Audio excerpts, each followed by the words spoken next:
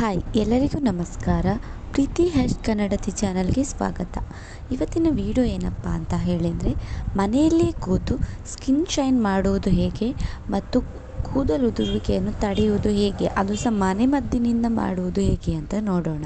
ಹಾಗೆ ಯಾರೆಲ್ಲ ನನ್ನ ಚಾನಲ್ನ ವೀಡಿಯೋಸನ್ನು ಮೊದಲ ಬಾರಿ ನೋಡುತ್ತಿದ್ದೀರಾ, ಪ್ಲೀಸ್ ನನ್ನ ವೀಡಿಯೋಸ್ಗೆ ಲೈಕ್ ಮಾಡಿ, ಶೇರ್ ಮಾಡಿ, ತಪ್ಪದೇ ಸಬ್ಸ್ಕ್ರೈಬ್ ಆಗಿ. ಇಂತಹ ಮನೆಮದ್ದನ್ನು ನೀವು ಕೂಡ ಯೂಸ್ ಮಾಡ್ಬೋದು. ಮೊದಲಿಗೆ ನಾವೇನಾದರೂ ನಮ್ಮ ಸ್ಕಿನ್ನಿಗೆ, ನಮ್ಮ ಫೇಸಿಗೆ ಅಥವಾ ನಮ್ಮ ಹೇರಿಗೆ ಯಾವುದಾದ್ರೂ ಒಂದು ಪ್ರಾಡಕ್ಟನ್ನು ಯೂಸ್ ಮಾಡ್ತಿದ್ದೇವೆ ಅಂತ ಹೇಳಿದ್ರೆ, ಫಸ್ಟ್ ಆಫ್ ಆಲ್ ಅದು ನಮಗೆ ಮ್ಯಾಚ್ ಆಗ್ತದಾ ಇಲ್ವಾ ಅಂತ ನಾವು ನೋಡ್ಕೊಳ್ಬೇಕು. ಅದು ಯಾವುದರಲ್ಲಿ, ಈ ಆಯುರ್ವೇದಿಕ್ ಆಗಿರ್ಬೋದು ಅಥವಾ ಇಂಗ್ಲೀಷ್ ಮೆಡಿಸಿನ್ ಅಂಥದ್ದನ್ನು ನಾವು ಯೂಸ್ ಮಾಡುವಾಗ ಫಸ್ಟ್ ನಾವು ಚೆಕ್ ಮಾಡಬೇಕು ನಮ್ಮ ಸ್ಕಿನ್ನಿಗೆ ಆಗ್ತದಾ ಅಂತ.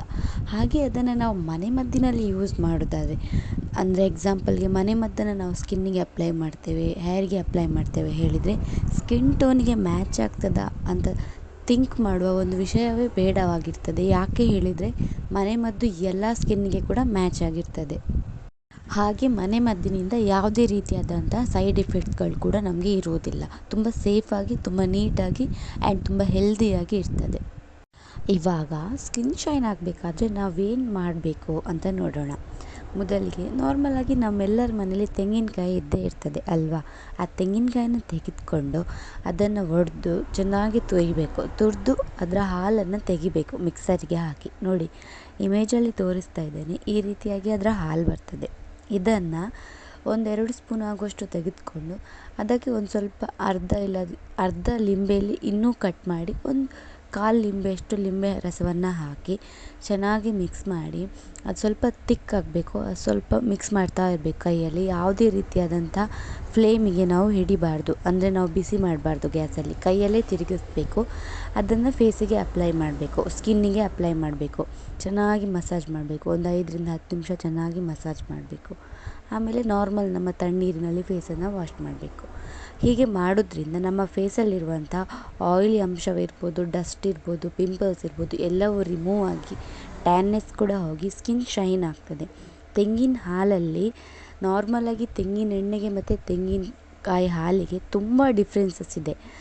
ತೆಂಗಿನೆಣ್ಣೆ ನಮ್ಮ ಸ್ಕಿನ್ ಹೇಗೆ ತಗೊಳ್ತದೆ ಅದಕ್ಕಿಂತ ವೇಗವಾಗಿ ತೆಂಗಿನ ಹಾಲನ್ನು ನಮ್ಮ ಸ್ಕಿನ್ ಎಳ್ಕೊಳ್ತದೆ. ಈ ತೆಂಗಿನ ಹಾಲಲ್ಲಿ ಚರ್ಮವನ್ನು ಮಾಯ್ಶ್ಚರೈಸರ್ ಮಾಡುವಂಥ ಒಂದು ಅಂಶವಿರ್ತದೆ. ಹಾಗಾಗಿ ನಮ್ಮ ಸ್ಕಿನ್ ಏನಾಗ್ತದೆ, ತುಂಬ ಬೇಗವಾಗಿ ಅದನ್ನು ಹೀರಿಕೊಂಡು ನಮ್ಮ ಸ್ಕಿನ್ ಶೈನ್ ಆಗ್ತದೆ. ಮತ್ತು ತೆಂಗಿನಕಾಯಿ ಪ್ಯೂರ್ ಹಾಲಾಗಿರೋದ್ರಿಂದ ಯಾವುದೇ ರೀತಿಯ ಸೈಡ್ ಎಫೆಕ್ಟ್ಸ್ ಇರುವುದಿಲ್ಲ. ಇದನ್ನು ವಾರದಲ್ಲಿ ನಿಮಗೆ ಹೇಗೆ ಯೂಸ್ ಆಗ್ತದೆ ಹಾಗೆ ಮಾಡ್ಬೋದು.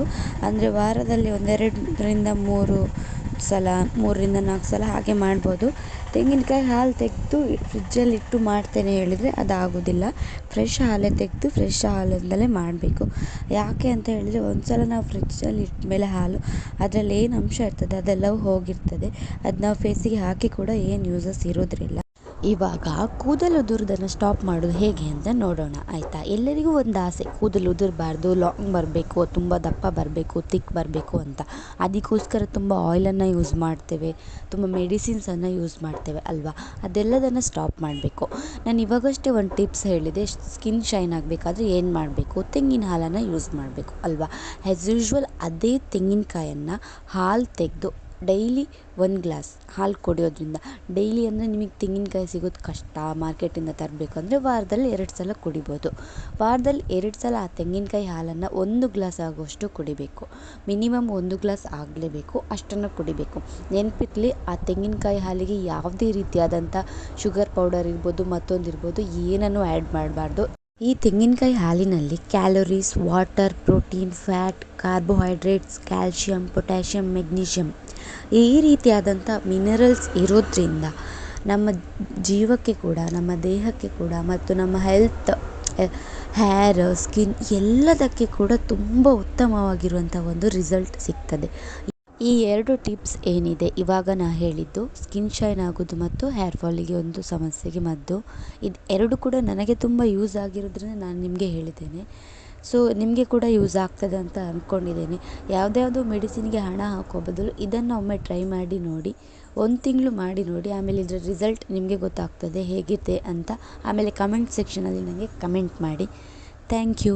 ಈ ವಿಡಿಯೋ ಇಷ್ಟ ಆದರೆ ಲೈಕ್ ಮಾಡಿ, ನಿಮ್ಮ ಎಲ್ಲ ಫ್ರೆಂಡ್ಸಿಗೆ ಕೂಡ ಶೇರ್ ಮಾಡಿ. ಸಿಂಪಲ್ ಆಗಿರುವಂಥ ಮನೆಮದ್ದನ್ನು ಎಲ್ಲರೂ ಕೂಡ ಟ್ರೈ ಮಾಡ್ತಾರೆ. ಎಲ್ಲರಿಗೂ ಶೇರ್ ಮಾಡಿ. ತಪ್ಪದೆ ನನ್ನ ಚಾನಲ್ಗೆ ಸಬ್ಸ್ಕ್ರೈಬ್ ಆಗಿ.